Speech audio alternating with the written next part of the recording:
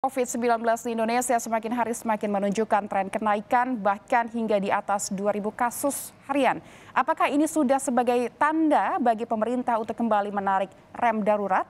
Dan untuk membahas lebih dalam kita segera bergabung dengan pakar Ikatan Ahli Kesehatan Masyarakat Indonesia Hermawan Saputra lewat sambungan daring. Selamat siang Mas Hermawan, melihat lonjakan kasus yang begitu cepat. Baik, ya Mas Hermawan, melihat lonjakan kasus yang begitu cepat, apakah saat ini pemerintah berada di jalur yang tepat dalam kebijakan penanganannya?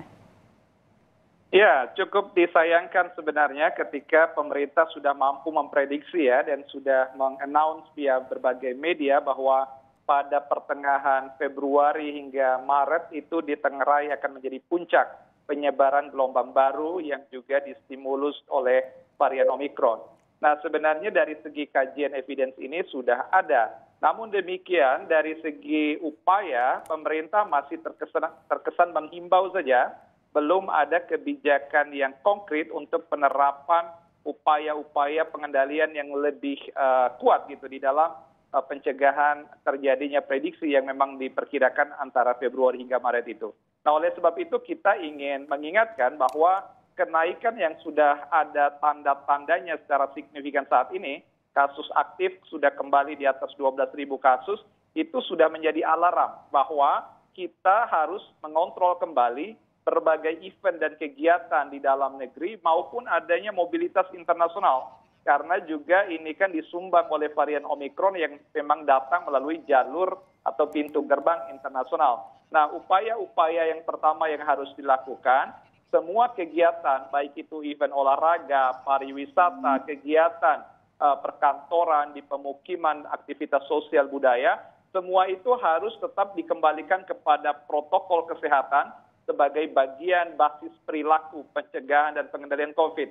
Di sisi lain, pemerintah harus menerapkan instrumen kebijakan itu sendiri. Kita memiliki instrumen PPKM dengan berbagai levelingnya, dan PPKM ini berkonsekuensi terhadap pengaturan volume, penjagaan jarak, dan rekayasa kesehatan lingkungan. Nah, ini yang belum terlalu kelihatan belakangan ini, yang seharusnya sudah dilakukan sejak awal Januari yang lalu.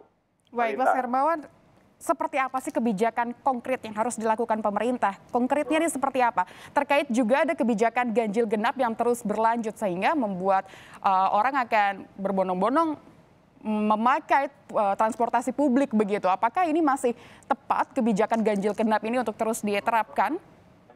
Ya, kebijakan ganjil genap contohnya memang itu seharusnya sudah dikembalikan kepada kebijakan yang tidak menerapkan ganjil genap. Karena kita ketahui saat ini juga sudah dilakukan PTM 100%. PTM pun kita harus koreksi karena PTM sekarang ini terkesan diwajibkan. Padahal jelas Omikron sejak akhir Desember sudah diketahui sebenarnya ada di Indonesia dan potensi lokal transmisi terjadi. Maka itu untuk meminimalisir lokal transmisi itu harus dilakukan upaya-upaya yang teratur, jaraknya teratur, volumenya di angkutan-angkutan publik. Oleh karena itu angkutan publik tidak bisa full capacity kembali, mulai dari angkutan darat, misal Transjakarta, kemudian juga angkutan laut, perkapalan, angkutan udara, pesawat-pesawat terbang juga kan sekarang full capacity. Hemat kami ini semua harus kembali dievaluasi sehingga physical distancing atau penjagaan jarak yang berkonsekuensi terhadap volume, kapasitas, dan juga rekayasa kesehatan lingkungan, transportasi maupun aktivitas layanan publik, ini harus segera dikembalikan pada pengaturan yang kuat sekaligus pengawasan yang jelas. Karena kalau terlambat, kita bisa saja akan menemukan kasus yang naik secara sporadis, itu pun sudah diprediksi sekitar bulan Februari.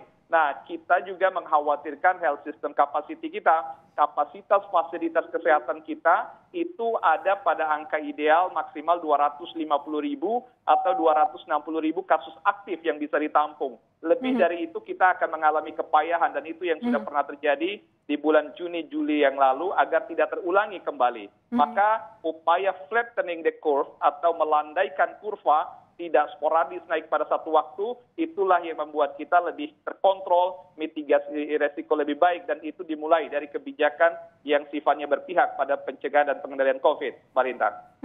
Apalagi kita juga pernah mengalami tenaga kesehatan kepayahan pada gelombang varian Delta yang lalu, kita harus menjadikan ini evaluasi. Tapi apakah Anda ingin menyebutkan bahwa pengetatan pembatasan di transportasi umum misalnya itu harus sudah mulai dilakukan saat ini dengan tidak menerapkan kembali ganjil genap begitu? Tentu saja kita berharap memang dalam pekan-pekan ini ganjil genap ini harus segera dievaluasi. Rasa-rasanya orang-orang harus dikembalikan pada perlindungan private areanya, penggunaan transportasi pribadi, sementara kita harus tolerir, memang itu harus seiring juga dengan evaluasi terhadap PTM. Karena PTM sekolah ini menyumbang banyak sekali aktivitas di keramaian jalanan, dan pada akhirnya itu juga akan berdampak. PTM itu tidak mungkin hanya bisa mengendalikan lingkungan sekolah kalau tetap diaktifkan 100%. Tetapi lingkungan transportasi dari menuju sekolah dan dari sekolah menuju kembali ke rumah, itulah saat-saat kritis orang potensi terpapar dan juga bisa menjadi faktor resiko besar. Bila terjangkit pada anak-anak kita, siswa yang remaja atau bahkan siswa yang masih kanak-kanak di bawah 12 tahun. Karena cakupan imunisasi juga masih sangat rendah di segmen itu. Apakah puncak ini kan sudah diprediksi Februari hingga awal Maret esok begitu ya Mas Hermawan. Tapi apakah PTM ini masih terus harus dilakukan? Bagaimana masyarakat harus mengantisipasinya? Sedangkan kebijakan pemerintah harus memberlakukan PTM ini terus berlanjut.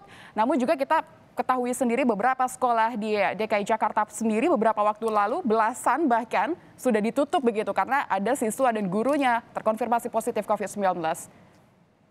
Harapan kita PTM ini terutama bagi sekolah-sekolah negeri ya, kalau swasta memang masih ada yang melakukan mix method dengan cara juga luring dan juga daring ya. Tetapi untuk yang negeri ini kita kembali menghimbau agar pemerintah tidak mewajibkan.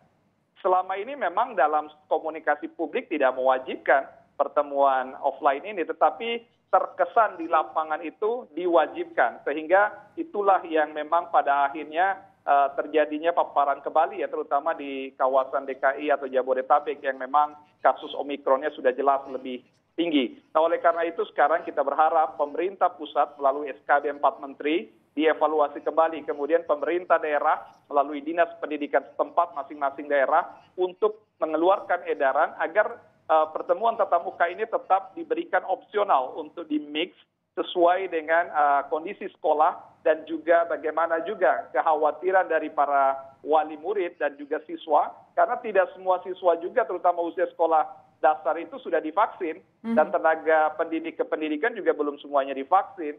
Nah, belum lagi rekayasa lingkungan karena tidak gampang untuk mengatur volume ruang-ruang pembelajaran saat ini karena kita harus memastikan penjagaan jarak dan juga pada akhirnya jam belajar pun pasti akan dievaluasi. Efektivitas PTM 100% ini secara substantif tetap akan terganggu ketika pandemi masih berlangsung dan oleh karena itu harus dievaluasi supaya ada ruang opsional sehingga pembelajaran yang sifatnya online tetap menjadi sesuatu yang menjadi pilihan, bukan mewajibkan tatap muka. Karena inilah bagian dari kebijaksanaan kita menyikapi dan mengantisipasi lonjakan kasus dengan varian Omikron yang baru. Pemerintah harus segera bergerak dari sisi kebijakan, tidak sekedar himbauan.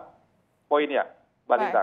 Berarti akan ada mix method yang harusnya dilakukan begitu ya, supaya orang tua murid pun juga memiliki pilihan untuk supaya tenang begitu anak-anaknya bisa menjalankan pembelajaran begitu. Namun Mas Hermawan, beberapa waktu terakhir juga ada kasus positif COVID-19 di kantor-kantor pelayanan publik selain di sekolah. Nah, apakah salah satu contohnya adalah di Kelurahan Gondangdia yang puluhan karyawannya ini sudah terkonfirmasi positif COVID-19. Apakah pemberlakuan WFH atau work from home itu juga bisa menjadi pilihan yang diberlakukan kembali untuk saat ini? Ya, tentu saja. Tetapi sebelumnya yang harus kita kuatkan dan aktifkan kembali itu adalah peran Satgas di masing-masing perkantoran atau pemukiman. Kita ingat dulu kita memiliki kampanye yang cukup kuat terkait dengan community participation atau community-based inisiatif ya di dalam pencegahan pengendalian COVID. Nah, keaktifan komunitas itu termasuk membentuk Satgas COVID. Konsekuensi tugas dari Satgas COVID memastikan physical distancing, dengan begitu volume dan pengaturan WFH dan WFO ada. Yang kedua berkaitan juga dengan rekayasa workflow, alur kerja, bagaimana tempat cuci tangan disediakan. Sekarang ini udah banyak yang tidak menguatkan pengawasan dan penerapan ini kelihatannya di lapangan. Oleh karena itu pemerintah, terutama Dinas Ketenagakerjaan, harus turun kembali memastikan Satgas, baru kembali melakukan penegakan pengawasan sehingga bisa diatur volume dan akhirnya ada indikasi untuk WFO maupun WFH secara volume pengaturan yang tepat. Nah, ini kuncinya adalah komitmen pemerintah juga.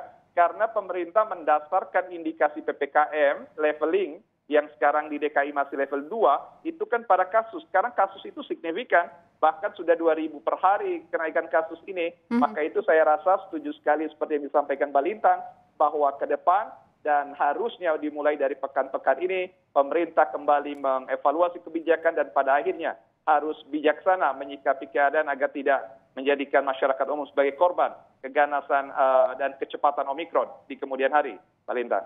Berarti sebelum semuanya terlambat begitu ya, harus ada pengaturan lagi workflow-nya seperti apa untuk di perkantoran, begitu juga di sekolah-sekolah, karena kedisiplinan orang-orang ini sudah mulai berkurang nyatanya seperti itu. Satgas COVID-19 dan pemerintah pun juga harus mulai menegaskan kembali peraturan-peraturannya. Terima kasih Mas Hermawan Saputra untuk informasinya.